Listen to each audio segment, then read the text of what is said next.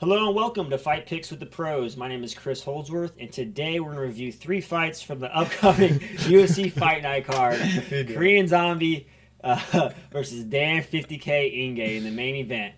And we have a few early predictions for some exciting upcoming fights. Today I'm joined by UFC Bantamweight Cody No Love Garbrandt. Got him. Let's go. Introducing Fight Picks with the Pros. Brought to you by FanDuel. First fight we're talking about is Matt the Immortal Brown coming out of the plus 188 underdog versus Dhiego Lima coming out of the favorite minus 230. So it's a welterweight bout. A little overview. We got the 40-year-old Brown versus Dhiego Lima. And isn't Dhiego Lima from Bellator? Right? Am I right? His brother. Oh, it's his brother. Douglas. Douglas. Yeah. Oh, man, I got that confused. He's a killer. Now, are they twins? No, I think Dhiego is younger. Yeah. Dhiego's on the Ultimate Fighter when... Yeah, that totally threw me off. I was like, what happened to Bellator? But we got Matt the Immortal Brown, who's been around forever. This guy is just Ohio like... boy. Yeah. 22-18, 14 TKOs with six subs. You know, he's fought some of the best guys in the division. He's been around for years. He's got 13 finishes in the UFC. So... in my opinion, that's probably why he's like still in the UFC. You know, he finishes fights, he's entertaining. Because most of the time when you got a record like that, you get cut, after a few losses and whatnot. But he's got a huge fan base, and it's awesome to see him, continuing to put some wins together. But he's fighting one of the Limas. These guys are no joke. 15-8, 4 TKOs, 4 subs. So he's got like a 50-50, finish ratio as far as TKOs and subs. And he's coming off a loss to Bahil Muhammad in February. And then 3 straight wins beforehand. Yep. So this is going to be a good bout. I think, Dhiego Lima is probably going to try to, take the Immortal down. I feel like that's where the Immortal, slacks the most, is his ground game. He's known as like a Muay Thai kickboxer, elbows, knees, strikes down the middle. But I know he's working his 10th planet game. He's been working a lot of that 10th planet jiu-jitsu. Give me your take, Cody. What do you think about this fight? What do you think about Immortal Brown, Lima? I'm going to go with Immortal Brown for numerous amounts of reasons. I think the veteran experience over Dhiego, he does make, some costly mistakes in a lot of his fights. But then again, he is getting a lot better. He's kind of finding his groove. His older brother, Douglas Lima, training with them in their camp. But I'm going to go with Matt. I think Matt gets it done. It's a big fight for him. I think stylistically, they're both long, rangy. They like to mix things up. I think Dhiego obviously more in the game plan, obviously, like you said, getting to the ground. But I think Immortal Brown gets back on the win column here on the winning track. Excited for that fight. I think it's going to be a great matchup. Yeah. What I've noticed with Matt Brown, I watched him out there in Abu Dhabi when I was there earlier this year. So I've seen him fight live twice. He, to me, I've been a huge fan of him. Of course, he's that legacy guy. He's been around the UFC for so long. And he brings kind of that killer, be killed attitude, that Nate Diaz attitude. Yeah. I'm either going to finish you and get that TKO or sub, or you're going to cut me up and end up finishing me.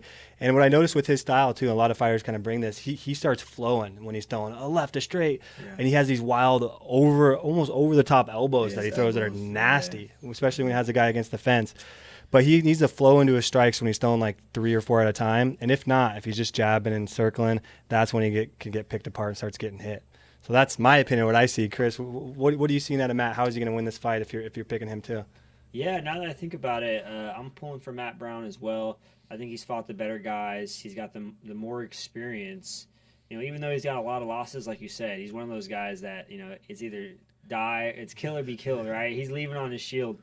He's putting everything, he's giving everything, and that's why he's so entertaining, and, the UFC and fans love him. So I say Matt Brown is going to get a TKO finish in the 3rd round. Ooh. Right. Call it. What do you think? Decision? Method of victory? I think he'll get a finish. I think, like I said, Diego's game plan is going to be to try to smother him against the cage, and that's when the elbows come in to play the Muay Thai clinch. Yeah, that's where I think he's going. I think he can, and he's really good at getting those elbows. It takes a little bit of separation and space to land a nice one. And I think that he'll get it done. Or, Dhiego being tired, getting in the takedowns, and not being able to get him down in a lengthy, Matt Brown. Matt Brown, I know, trains with Lance. He's always down in Ohio State Wrestling Room. Well, Mark Coleman, all those guys. So he has the wrestling availability to train. So I probably, that's what he's been working on. But also those down elbows when there's in the, trying to get taken down. I think that will be a TKO win for Matt Brown as well. I like that pick. I'm actually going to say a decision for Matt Brown. I think maybe he'll piece them up a bit on the feet and get that majority win. So I'll go Matt Brown by decision. Nice. All right, next fight we're going to talk about, a fight that flew under the radar for me, but now I'm super excited, is the Marlon Chito Vera coming in at the minus 275 favorite versus Davey Dangerous Grant coming up at the plus 220 underdog. Man, this is a bantamweight fight. And it's Marlon Vera, who's, fought some of the best guys in the division. Or has he? Jose Aldo. Well, he's fought Jose Aldo. He's fought some good guys, put some good string of wins together. But he's fighting Davey Grant. And Davey Grant is the guy I fought in the Ultimate Fighter finale. Yeah. So it's cool to see him fighting guys like Chito Vera now. Awesome. Seeing him put together a string of wins and just seeing him still in the UFC being successful is awesome for me. This is going to be a good matchup. I think Chito is going to probably try to play his leg kick game a little bit, try to play from the outside, use some of his calf kicks. And, Davey's more of a power puncher. He tries to get in and throw some kind of, hard hooks. And he's got some good kickboxing, to mix in there. But this is an interesting matchup for me. I don't think either one of them is going to try to take somebody to the ground, per se. Like, they both have good grappling skills. I think Marlon has more of the aggressive grappling. Like, he'll look for the takedowns and get takedowns and try to, go for that. But this is an interesting matchup for me. Let's hear your guys' take on it. I think prior to this is a rematch with Davey Grant winning the first battle. Really? Yeah. Yep. In 2016 they fought. Oh wow! But if you look at what Davey was able to do, I think Chito was more active in the last 5 years than Davey was, and he's fought higher caliber fighters. Obviously, Jose Aldo was there, his biggest fight that he fought, and obviously he lost that fight. But I think he's fought tougher, stiffer competition. He fought Yadong Song. We know how tough Song is, and that fight, that was a very close fight. So he's been there. He's been in some higher prolific fights with Jose Aldo, like stating. But then again, Davey Grant is on he's 3 straight wins. So he's come off 3 straight wins. He's got the momentum going. He's finishing the guys. He has 3 straight wins with 2 KOs. So like that momentum is nice. Chito's coming off a loss, to Jose Aldo. And the thing is that he wants to get this, redemption back. But I think that if you look at it, Chito has much more evolved than Davey Grant. Looking at his last opponents compared to Davey Grant, so I think Davey Grant has gotten better since the first time I saw him when Chris choked him up. But he hasn't fought the stiffer competition. So I think Chito will get this redemption win. I think that'll be a grinding fight. Could be a decision, or I could see a late submission by Chito. The grappling. Oh yeah, I like that too.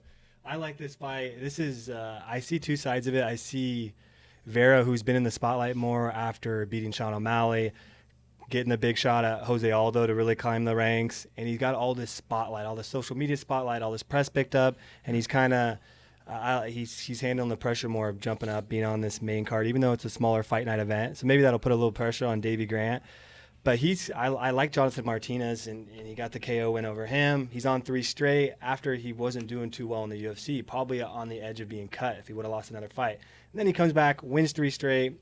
He's getting KOs, and he's fighting a guy who he already beat. So even though it was 5-6 years ago, there's something, some mentality in the head saying, hey, I beat you before. So it's going to be an interesting one. I'm still going to go with Marlon Chito Vera. I'll go.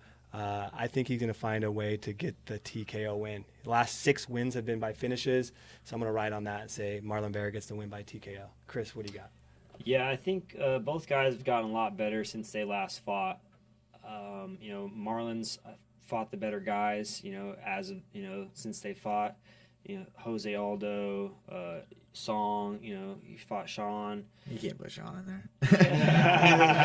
I'm fucking in top 15. But like I'm just saying, like the names compared to like the Davey Grant's Right, fought, exactly. The prolific fights, the high. He's fought more high level But fights. Davey, man, he's been on the Ultimate Fighter, made it to the finals. That's a huge thing. That's I'm a gut check. I'm definitely pulling for Davey Grant for sure. I want Davey to pull this one out. I do too. I like Dave. I think he always came over. Yeah, but... it would be super cool to see him get the finish, but I think he's gonna win a decision. Nice. Okay. All right. So you're going with Davey? Yeah, I'm going with Davey Dangerous Grant. All right. Davey, Davey. Switch it up. You keep it. The homie. I'm keeping. You know what? I think that Chito just competition is competition. And you look at that. I think that you rise a level of intensity inside the octagon, and you're tested in there a lot. So, not saying that Davey isn't or hasn't gotten better since that fight, but yeah, I'm gonna keep it with Chito. I like you guys going against each other. Now we'll see. Let's go. Who made the better picks? I'll put together a little goodie basket for you guys. Goodie basket for the winner. Luchas. All right, so let's talk about some early predictions, and of course we got to talk about Dustin the Diamond Poirier coming out the minus 105 favorite versus Conor the Notorious McGregor coming in at the minus 114 favorite. Yeah, so he's really the favorite slightly, but so it's really dead money line. It's really like even money right Gotcha. now. Love it. So as we all know, this is the third fight of theirs. They're both 1-1. The last fight was crazy. Conor almost had Dustin finished, and then he came back. The leg kicks, the calf kicks, and then finished Conor. Nasty. Against the cage. It was a great comeback and just a great fight in general. I feel like Conor's definitely gonna be looking for those leg kicks now. He spoke about it in the media. He's in his Instagram or whatever. He said how he didn't respect the kicks and he didn't change up his game plan soon enough.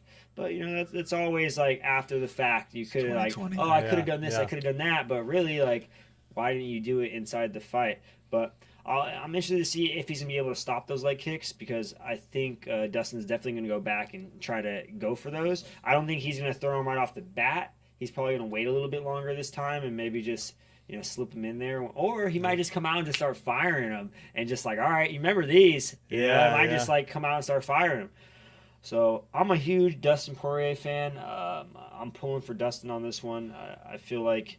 he's just I've been following him since he did that MTV reality thing. Me too. Fightsville or whatever. Yeah, Fightville. Yeah, Fightville. So I've been a fan of him since back then. He's paid in full. He's fought in the best guys in the division, just like Conor has. And I'm a fan of Conor as well. But I like Dustin's personality and outside the cage, and just like I feel like he's more of the he's just not personable. Yeah, he's just the more real kind of. And Conor is the entertainer, and that's totally fine.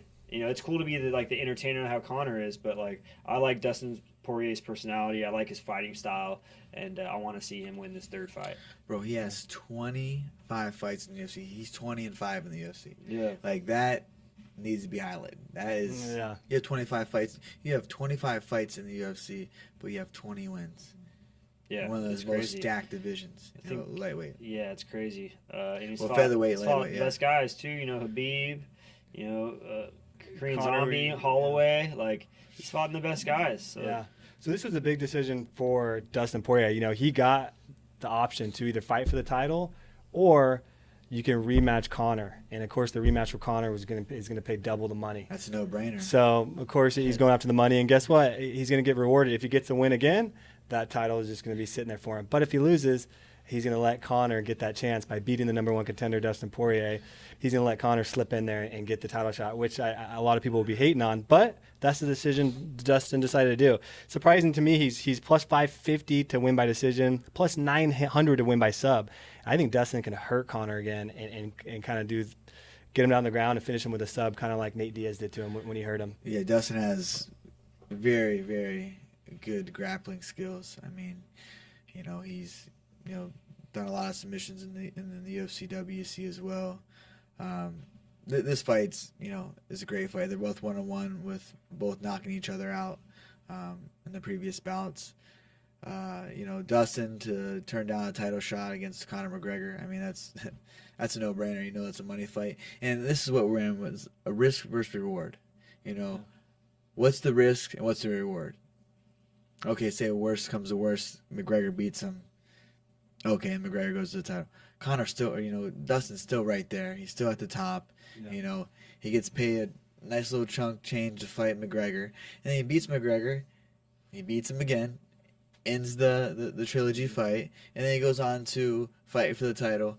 I mean, perfect strategy on Dustin Poirier, where he's at mentally, emotionally, physically. He always shows up to the fight. But I like Dustin in this fight again. When you knock someone out that quick, it takes a little longer time to kind of readjust,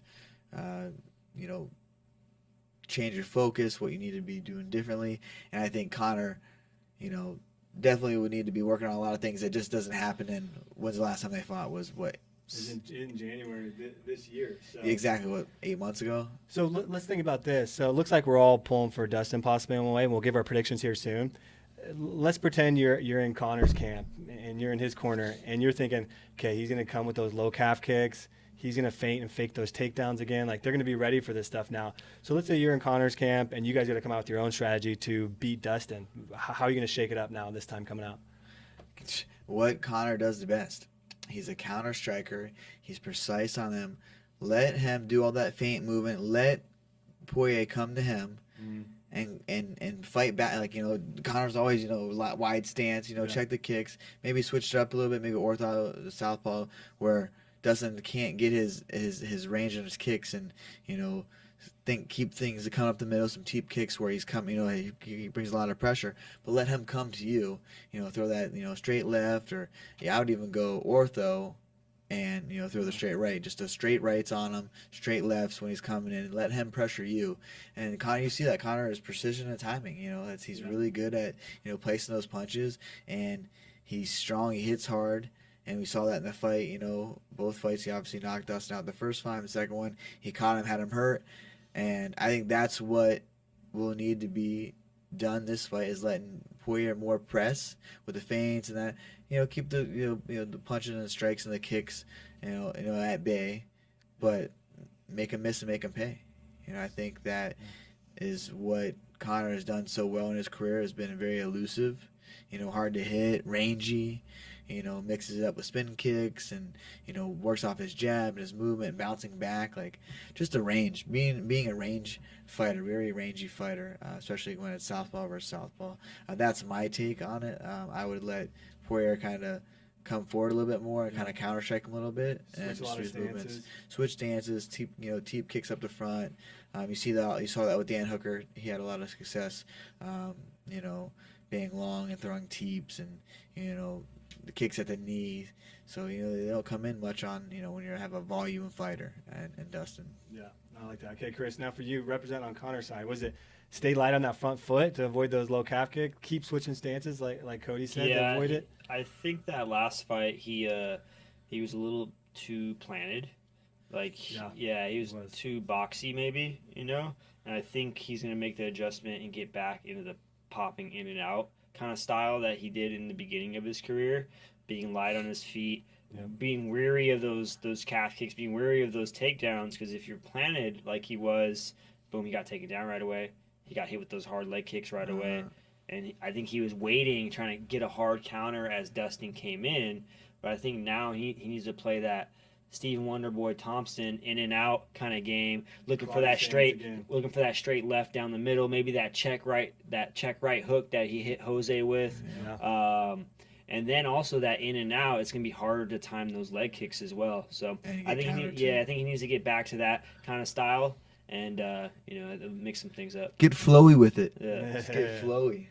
Okay. I like it. So let's jump into official fight picks. So for your official prediction, Cody, let's start with you. Who you got? Ooh. The winner and method of victory. It's a tough one. This is a tough one. I might have to skip this one. I have to skip it. Can't no pick. All right. It's no pick. I want to just enjoy the fight. I'm gonna go with Dustin Poirier. I think it's gonna be a 3rd round TKO finish. Third? Was it the 2nd round of this last fight? Yes. Yeah. I think Conor will last one more round, and I think Conor's gonna have some good moments in that 1st and 2nd round. I think he's gonna wobble Dustin again. But being the true, the tough, vet Poirier is, he's gonna weather the storm, and then he's gonna start figuring out Conor, and then he's gonna start connecting. Start opening up. Yeah. Okay. Yeah, that's kind of how it played out last time. I'm going to go Dustin, too. I'm a huge Conor McGregor fan. I like the antics. I like the promotion. I liked him more earlier in his career, but still respect him, of course. It's because you have the orange beard. You part I think it's the orange beard. It's part of the so. Irish in me. All right, The Irish No, blood. that makes sense. I like whiskey. All right. But, I got to talk to Dustin out on Fight Island, and I've worked with Dustin in the past a couple different times, and he's just so humble every time. And I've seen him from when I worked with him when he was, 70,000 followers on Instagram on his way up, and now he's like this world-known superstar in MMA, and he really hasn't changed at all. So how can you not respect the guy? He's a loyal guy. He's in there to fight. He loves to mix it up. He loves to get in a brawl, and I think it's going to happen again. But I could see this going to decision. I could see them kind of playing more of the feint game and respecting each other a little bit more this fight. Both been knocked out by each other. So I'm going to go Dustin Poirier by decision. Is going to be my official fight pick. Good call. Cody, you want to throw one in there? Okay, he's holding back. Your guys. Holding back. All right, and one more early prediction All right. before we get in the main event. Yeah, next early prediction. Let's talk about Yair Rodriguez coming in at the plus 310 underdog versus Max the Bless Halloway coming at the minus 400 favorite. So we got a featherweight fight happening July 17th. Nice. And Yair, where's Yair been? I haven't seen him fight in a while. I think, was he in? Oh, he was suspended for 6 months, failing to notify USADA of his whereabouts, and became eligible in March. So it's cool to see him back. I'm a fan of Yair's style. I really like his, his kind of flashy, technical, precise kickboxing, and then he's actually got an underrated ground game. I rolled with him when he came here, and I was surprised by his ground game. I was like, oh, he got some skills. So 14-3, 4 TKOs, 3 subs. He's beat Jeremy Stevens, the Korean Zombie, but he hasn't fought since October 2019.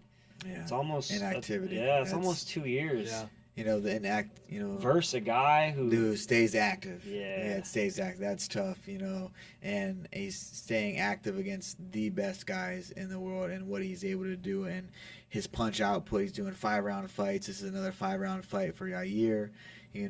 This is where Halloway, thrives and survives in these, 5-round fights because his punch output and his, conditioning is so immense. I don't know. Like I said, I think the layoff, the suspension, the layoff, the inactivity, and Yair is really his downfall in this fight. He's facing at Max Holloway. I think if he was, stayed more active and then fought Max, it would be a better fight. You see Max doesn't, when with the kicks, when he fought Volkanovski the first time, he didn't mix it up. He just stayed boxing oriented. And you see the next fight where I thought he beat Volkanovski, he started mixing it up, the kicks, he looked great, and then he's coming off the freaking blistering pounding of Calvin Kattar. I mean, Calvin is tough as they come, and, just laid it on him. Laid it on him. You were able to do that over a 5-round fight against a, very tough, skilled striker in Calvin Kattar. I just think that it's going to be a tough night for Yair. I do believe that he's very skillful. He's fun to watch. He's got some crazy kicks and, like I said, skilled all areas. But the inactivity and the output that Max puts on is just going to be too much for him. So my prediction is that Holloway gets him out in the 2nd or 3rd round by a TKO. Yeah, I'm liking that prediction too. I think the experience and Max Holloway just fighting the best guys in the world, and hasn't taken any time off. Just came off that huge win against Calvin Kattar that we just talked about. A plus 312 strike different. That's crazy. Yeah. And the guy doesn't even spar anymore, getting ready for fights. That's just crazy that, to see somebody like that who's been at the highest level for that long and fighting all the best guys, and then still continuing to evolve as a fighter and get better every fight, and do something different, showcase something new.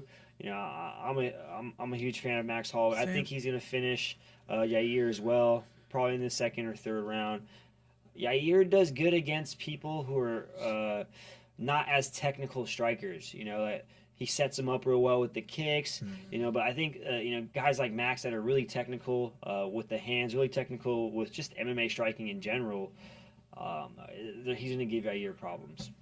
Yeah, I can't think of a harder guy to come back to after a 2-year layoff than a Max Holloway. Dude, the UFC must be mad at him. Huh? And maybe Dana's like, you want to wait out and hide from USADA? Well, he's supposed to fight a couple times. He's supposed to fight, Zabit. That fight fell through. That was, signed, sealed, and dated. That was a fight that I was looking forward to for quite some time. But yeah, maybe the UFC's like, all right, you want to do this and pull out and have some things like, we got this guy for you waiting in the loom. So, but you're in there to fight the best, and not that Yair's here, doing that. Obviously you can say about his past and whatnot with suspension and not fighting, pulling out of fights. It happens. It's only he knows what happens in there. But Max Holloway's a tough outing for him to come back after his long layoff. I mean, geez, but exciting fight still nonetheless. Yeah. I'm going to go get my fight prediction on this one. I like Max Holloway in this one for sure. I think he's going to stack up the strikes. I think there could be some scary moments. Yair has those heavy leg kicks, that back elbow against the Korean Zombie was unlike anything I've ever seen. And so he has some power. Half his wins are by finish, by TKO or sub. So he's got some ground game too. But I think Max's output's going to be too much for him. And I think he's going to end up getting a decision win, most like a majority decision win. Nice. Good call. Max majority decision. I'm going majority decision. Cody, what's your pick? I was like second or third round TKO. I just saw what Frankie was able to do, and Frankie puts out a high punch output, and he got him out. TKO'd him in the second round. I think that's a good call. I can see that happening. Chris, you said TKO. Yeah, I got Max second or third round. He's gonna finish him with that output. We're all pulling for Max. It's time for the main fight pick of the evening. And we got Korean Zombie coming out the -110 favorite versus Dan 50K Inge coming at -110 favorite as well. Yeah. Even money line here. The odds aren't swaying right now. It's just even. Okay, cool. Nice. All right, so we got a featherweight bout overview. Inge's wife gave birth to her first son in April. Which he says has given him extra motivation to beat the Korean Zombie's ass. Let's go. Yes, I like it. And kids will do that to you, man. Kids will light that fire. You got somebody that's watching you. You got somebody that's gonna look up to you when they're older. So that's always cool to have that extra motivation.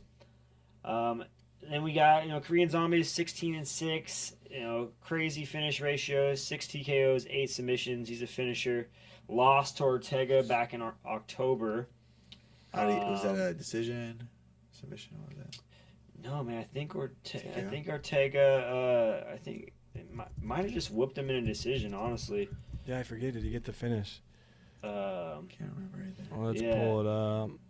Decision. Yeah, it was a decision. Yeah, he whooped him in a decision. And then you got Dan Inge, who is 15-3, 4 TKOs, 5 subs. He's fought some tough guys in the division. I feel like Dan is super active. Every time I look over my shoulder, it's like Dan Inge's fighting, and it's cool because I remember when he was Ali's personal assistant, and he was driving us around when you were fighting, no fights in the UFC, no nothing. And then now he's got how many 70? Now he's got 9 fights in the UFC. Yeah, he says. So he's been super active, getting performance bonuses. Yeah, that's 50K, Dan, 50K. 50K, baby. That's what it's all about, man. You go out there and fight, try to get paid as much as you can. And he's just evolving, man. You see him every outing. He's just getting better and better. Just chiseling his skill. With his team and coaching. He's a hard worker. Very very great guy. I don't think there's many guys like him in the sport in the world. So definitely he pays his dues. But you're fighting, very, very tough competitor, and the Korean Zombie, who's been around this sport for quite some time. Fought some of the best. He's been in a lot of 5-round, decisions, losses, wins. I'm excited for Dan. I think this is a great opponent for Dan to go out there and put on another showcase performance. He's coming off a huge knockout win over Gavin Tucker. Gavin Tucker was, had a lot of hype around him.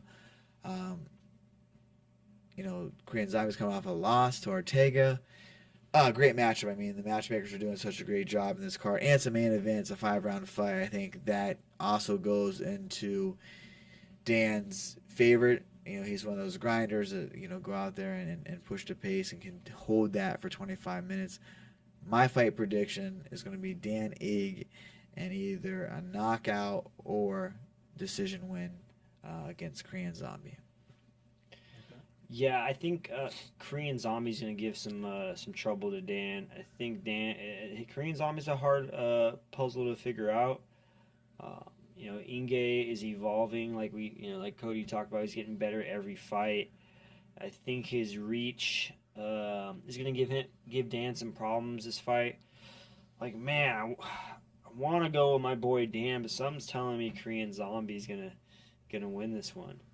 But I'm going with my boy Dan. I had to throw that in there just in case he does win. I'm like, told you. No, Dan's getting this shit.